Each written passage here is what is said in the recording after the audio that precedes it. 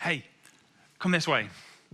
So we know a few of you have been complaining that we haven't really shown any new cars for a while on any of the live streams. Oh, we've all seen the M Sport Fiesta before. Everyone's seen a 911. And, we thought, fair point. We haven't actually shown any new cars since E3. And then we were thinking, if we're going to show a new car, we might as well do it with a little bit of flair. Go on, Chris.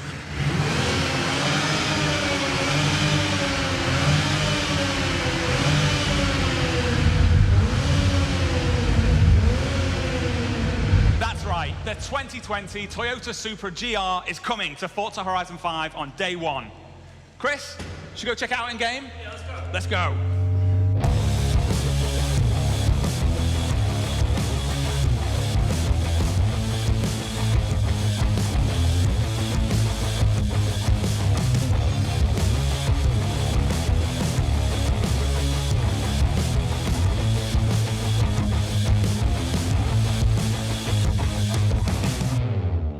Absolutely beautiful. There she is. I was saying to Mike earlier when we were looking over the car, all the vents on it, so you can see just behind, next to the tail lights there, right underneath them, in the door, on the fender, they're all fake vents. Toyota put them there so that the aftermarket could put in vents for things like oil coolers and things like that. So when people start upgrading it, the vent locations were already there, which is absolutely fantastic. So it's a car that, from Toyota, is built to be upgraded. Yes. Which segues on beautifully, doesn't it? Maybe we should do that now. Take a look at some of the upgrades. Yep. So we'll have a body kit or two. So we've got the fantastic Toyota Heritage kit. I really like this kit. The Toyota unveiled this at SEMA 2019. This is one of my favorite parts of it. The rear bumper changes the tail lights to be like the Mark V Supra, and then the side skirts as well. And I absolutely adore this kit. I think it works really well with the lines of the car. But of course, this being Horizon, gotta have the wide body kit. Oh, you gotta. So no decal here.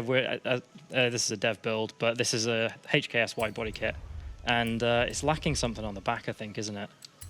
It is. It's just a little understated almost. I think, yeah. There we go. Is that wing? There we go. I think that wing's big That enough, might isn't it? just do. And I think we also need some wheels to go with this as well, don't we? So let's jump in and put some wheels on it. So again, we've got a bunch of blank thumbnails here. These are all the new wheels. All the blank ones are all the new wheels coming to Forza Horizon 5. And my favorite ones are right at the bottom, nice set of work wheels. So blank because Chris has not yet fully set them up, but we thought we'd show you these anyway. One of the really cool things about the Supra is that this will be one of the cars that is given to every player right at the start of the game. And it'll come delivered with that Toyota Heritage kit as well in it. So yeah, it's everyone gets this right at the start of the game because it's an absolutely awesome car. Nice little gift. So let's pop that body kit on it then, shall we? Now, this is situated on the west coast. It is rocky and it is a coast. There we go. So there's lots to see, lots of rocks. We captured this in particular on a tourist boat. Funnily enough, we had photographers actually go round each of these rocks and capture hundreds of photos for photogrammetry. If Chris looks to the left, you can actually see some of the. That's the right.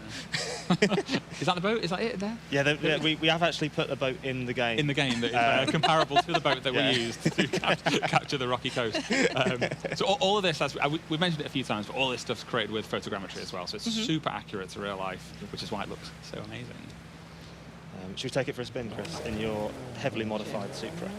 In its natural environment on the beach. Yeah. Yes, absolutely. So how do you actually go about making this area for the game then? What are the fundamental elements of the rocky coast? So if you want to go left here, actually, Chris, we can go past some more rocks up close. So we basically we work out how we want to make it drivable, where we want the car to go, and what's most fun for the player to explore. And then, like we said, we put a load of photographers in a boat. They took loads of photos of rocks, and then the team recreated that as realistically as possible. Yeah. And then that gave us our rocky coast. It wasn't as easy as that. There was so much simplified it a bit. There were some geniuses behind the scenes pulling it all together. Some of the cool features, which are a little bit further up from the coast over there, are like hotels, golf clubs. It's like a really pristine, beautiful holiday location. Yeah, and so now we're actually heading into the sand, like the sandy desert. There's big, massive sand dunes to go drive around on. It also actually connects, like goes straight and like dissolves into the ocean, which is really cool. Okay. Yeah, if you go, swing a right in here, and we can actually go into some of the sand dunes. That's stunning. So we're actually, it's actually an autumn season, which is our stormy season. We're at a nice, foggy, or atmospheric morning. And I think the lighting's quite cool because it kind of helps show off just how soft that sand is. It does. It looks really, really fine. You can really go in there and, deform around in it and kick up loads of sand. Probably not the best thing to do in this car, though. We'll stick on the Still have tarmac. a go, though. As you call out the tarmac, this is an area of the world where there are just these really long, sweeping roads as well. It's the perfect place when you've got like hypercar and you just want to get up to the absolute max on the rev limiter. This is the place to go. Now, this looks less like a sandy desert. Are we still in it? Is this another feature of a sandy desert? So, Chris has gone a little bit off the agreed path here. We'll come back to that area in a moment. We're actually going into a gypsum desert now. Oh, I see. It's this really fine mineral that's like diamond white. I think it's carcinogenic, isn't it? Yeah, probably best not to go there in real life. But in a video game, you're protected from any ill health All effects. tourism to be done within Forza Horizon 5 then. Yeah, it looks great in different times of day as well. It just picks up all that different coloured light coming through the sunlight, so you get all those beautiful reds at sunset and then blues in the morning. This just looks like the best place to go racing. Are there any races that are actually found up around here? Of course, yes, there are. Yeah. There's a lot of really awesome off-road trails through here as well, like really long point-to-points. And I think Chris is about to show us another cool little racing environment as well. If we hang up. So left at that tree. You can kind of already get a sneak peek of it on the minimap. If you resist the urge to jump off the edge, we can just go to the very edge and then just peek over at the Baja circuit. Oh, look at that. Just look over the edge. And yeah, that is fun. There's some really great routes around that, in and around it as well. That was also actually recreated from photos. Our team actually went and found some satellite data of, recreated the roads and how they look and how the sand actually changes colour, which is so cool. Which is really cool as well. We'll take a closer look at that in a future stream, I think. Now we have left the gypsum desert and very much in the living desert. Yeah. Here we go. So what's this then? What is the living desert for those people who might not be familiar with that term? So this is based on the Baja California desert. It's kind of contrary to what most people think of a desert, in that there is sand, but there's an absolute ton of foliage. There's all these lovely, thick mesquite bushes everywhere. There's loads of these yellow and celia bushes. Rocks. Chris is lost. You okay, mate? Yeah. You're just taken aback by all the cacti. So there's lots of different cacti. We have all these weird alien-type plants called bujum. Those things there that Chris has smashed through. This was all planned, wasn't it, Chris? Flawlessly executed. Yeah. There's all these really cool little settlements as well. They've all got their own little story there as well, and really feel like they're part of the world. Really, really true to sort of Mexican towns and things that we found in the area. I'm remembering what you said in previous streams as well, and that volcano is just always looming, isn't it? Yeah. Where Chris just took a little detour, actually, there's a really nice trail that goes up there that is even funner coming down the other side. Yeah, I bet. There's all these a fantastic, great big rock. There's all these big rock walls here to go, jump off and skirt around. But there's all these big rock structures. They're really dominating in the environment as well. That you just suddenly come around the corner and there's this massive thing of geology. I think we're just about to go into another little bit of biome, which is this sort of lava, like an old lava desert that from years ago when the volcano did its thing. Did that volcano thing. It did the volcano thing, And now that lava is rocks. And that's just another difference to the visual of the environment. And that's full of all these big volcanic rocks that you can skirt in and around, and that's really cool. Yeah, I think we said it already, but just the pure density of foliage here. There's just so many separate bits coming here to make this scene just feel so full of life. And you could see them coming as well when we went through like the sand desert and we were coming up to I said lizard desert. I'm sure lizards live there. Anyway, the living desert, you could just see it approaching because suddenly like it just got thicker with all the foliage going on. Look at that. So this is actually, Chris, if you stop and we just sort of pan around, you can see all the detail that's gone into the roads of this game. They say no, keep going. Hooligan driver tires. So there's actually a seasonal river here because this is a riverbed that in autumn floods because it's the stormy season. But yeah, like all that detail on the road's really cool. Those cracks. It also, when some areas where it's really sandy, those cracks actually fill up with sand, which is a nice touch. So yeah, photo mode's going to be give a lot of options for the photographers out there to get some cool environments. But yeah, I think there is a sand road around here that will show off some of the cool new VFX that the team have done. We've really focused on tyre smoke and making sure that all of the dust kick-up feels really full and voluminous. It feels like it's lit from loads. Well, it is lit from loads of different angles now. It's a big entity in the world. Such a cool detail. And for the drifters out there, when you're on tarmac, the tyre. I mean, I think Chris helped implement the system. The tyres are actually, or the tyre smoke is related to heat, based on how hot the tyre would be. It kicks off that amount of smoke, just to add another layer of realism in there. I think Chris going first person now, responding to some requests from chat. Oh, look at it. Yeah, and of course that tyre heat as well is affected by seasons. Exactly. So in the hotter seasons, your tyres heat up faster, you get more drift kick up. And in a car like this as well, it's just perfect for it. Yeah.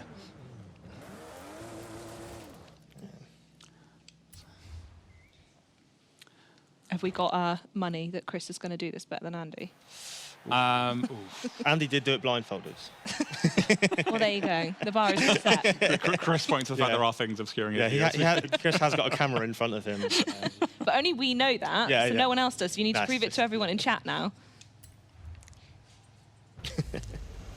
So 2 weeks ago, we looked at the Emerald Circuit, which was an asphalt route, and it was part of the Horizon Apex Festival. We can see there as we go under the race gantry, this is part of the Horizon Wilds Festival, which is a festival that's dedicated to dirt racing, off-road racing, all that like really loose surface racing. Like fun stuff. Yeah, exactly. It's so much fun when you're in an awesome rally car like the Evo here.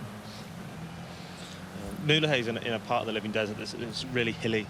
I was actually going to ask where this is based and what we're looking at. So it's actually it's like the southern part of the living desert. So the terrain gets more hilly, it's less rocky, and there's actually a big river that connects to the ocean. So there's like a massive oasis at the bottom of it, I guess you could call it that, which is just full of palm trees, and that blends out into that jungle vista you can see there.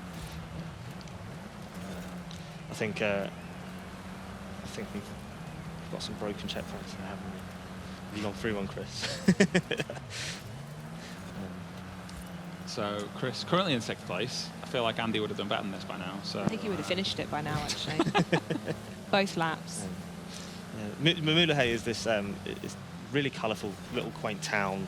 I think we've even hidden a mural in there somewhere. Okay. People that want to go find those. And one of the things we really wanted to try and maintain that we saw from the reference was all these cables that kind of hung across the road with all this lovely bunting. So we've gone some good technical lengths with the technical wizards at PG to make sure that we can get that to work. Yeah, it's a town that you spend a little bit of time here in the early part of the game. It just has so much charm and character. It just feels like real Mexico. Yeah. Like I don't think it's not necessarily.